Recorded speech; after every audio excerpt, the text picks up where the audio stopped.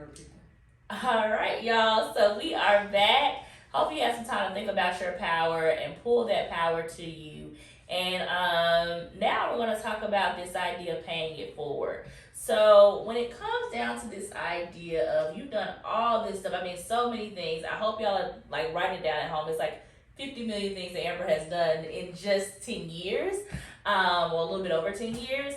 And so I want to know for you when it comes down to this idea of reimagining what's possible or even building the move. That's the other wall in here in the alumni. In fact, is your name on the wall? Did you sign the wall, by the way? It is on the building the movement wall. It's old on the school. Okay, that is the old school wall. That wall, if you don't know, you can't see it, y'all.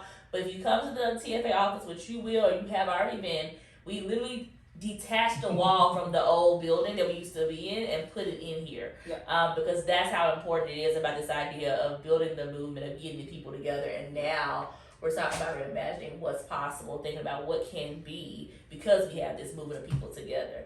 So given all of that, if you had to go back in time and talk to yourself or even to give advice to core members now, what would you say? So this is kind of teaching advice, but life advice and sort of like how I've approached, and because people like poke fun at me of like, somebody said you must have intentional days, and I was like, I do have intentional days, thank you. Is that nothing is more powerful than incremental change over time. Oh, that's good. I have for probably 10 good years, I set 10 annual goals. I break them down by quarter, and then break down the habits, skills, mindsets that are driving why I'm not reaching that goal or what I need to be true about it. And I actually break down all of those things. Every day I have my big three. I have three things if I don't get anything else done, whether it's sending an important email, whether it's following up or creating an agenda or even engaging in the meeting that I know is really important, right, or preparing for it. I know which three things each day will get me closer to those goals. You do that weekly, you do that daily. And if your time is going to be, you're gonna have a lot of demands on your time. You could work 24 hours a day as a teacher and not be effective. You will still have things to do if you've figured out how not to sleep. So you have to figure out what the most important things are. And so be as intentional as possible. Yes, some days it will have to be 5 things, right? I get that.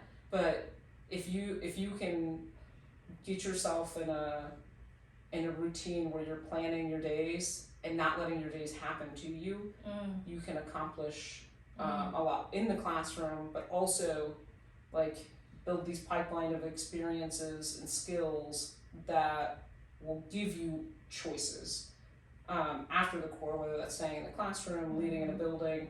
It's like what we all want for all of our kids is to lead a life of choice. Yeah. And you and for you too, is that you have a lot of control over that. And so take it one day at a time, but make those days intentional. I think that's so important. I love that incremental change is so important. It feels like it's not a lot, but it really is if you think about it bit by bit. And then I think about for our alumni, what would you tell our fellow alumni? They can't be a part of 2011 core. We were the best, but there are other cores that came before us and after us. So thank you for those that came before us, but also those that are coming after us. Like, what would you say to other alums? What would be your advice to them? I would say mentor someone. So I think every year for probably the last 5 or 6 years, I've mentored through Leadership for Educational Equity. So I think I've done every program they offer, including the Public Policy Fellowship. And I've mentored 1 to 2 people every year. And I've built, I used to manage a bunch of interns through Old School Institute. And that has, one, you give back because you take your experiences and help someone get there faster than you did.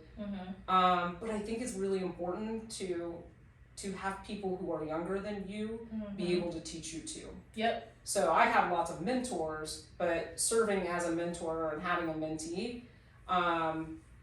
it's changed. Like it's helped me understand the generation that's coming up behind me, and like it just reframes the way that I'm thinking about stuff. But you know, I get to calm people down, which feels great, right? Yeah. Like, but is mentor someone, whether it's through Tutor America or a civic organization, it could be a student, somebody in a just somebody that you know needs some guidance. I think that is, but be willing to learn from them too. I think if everybody had that, we would just, it gets back to that, like, relationships are the only thing that matters. Like, if I got to choose being the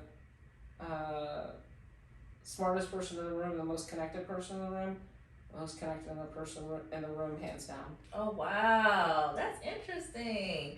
I love that idea. I think that's pushing me because I probably would have picked smartest, but I have seen and I have learned over time that it does not matter sometimes what you know. It really does come down to who you know and how you actually operate within that.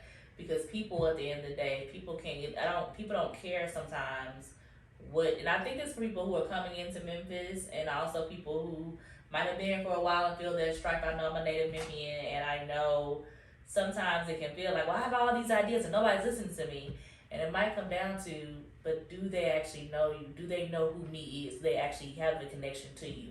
Have they seen you actually before this moment with your ideas? And I know that might hurt, but sometimes the truth does hurt, y'all. Because like you just said, we wanted y'all to get there faster than we did. And I bumped my head along the way as an alum with this idea. I have the knowledge, and I'm seeing now that the power of the knowledge is great, and like Amber spot on, the connection piece is how we also get there and do some great things. You gotta have a way to build in both. With the last little bit of time, we always talk about whether it be a Heritage Month or action that's happening. It's November. Is there anything that you're thinking about that you want to call people into or shine a light on that we should be aware of, whether it be in Memphis or globally, that we should be thinking about and putting our energy and efforts to as well?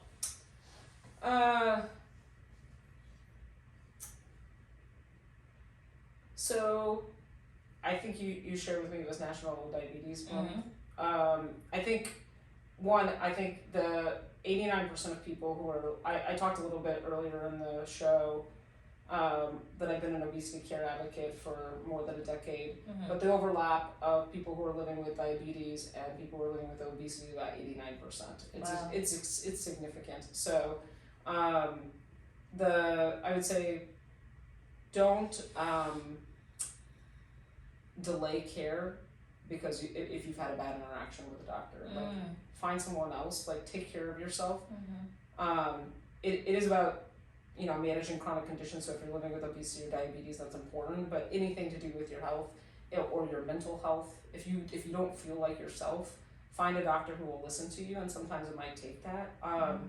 Is something I've learned over time, and like sort of a philosophy I've had, I guess, is this the only place you ever lose your body. Yes. It does not matter where I'm at in the United States, no matter how long I stay in Memphis, your health is your wealth.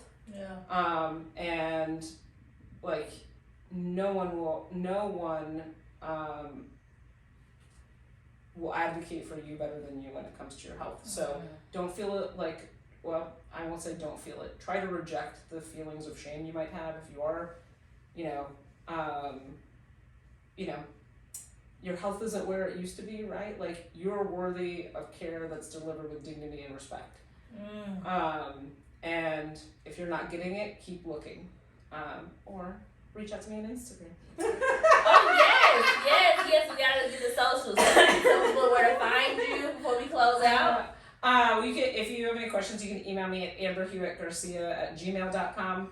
But if you are particularly interested in weight and health, I'm on Instagram at obesity care advocate. So I talk a lot about the full spectrum of treatment, and I'm happy to point you to more resources. So there's some provider databases, some great unbiased education, and other resources. So yeah.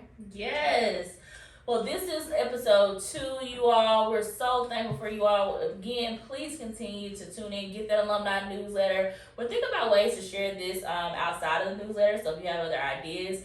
And again, we always want to improve, so if you have any ideas, please let us know. But thank you, and remember, it's only one you, so be great.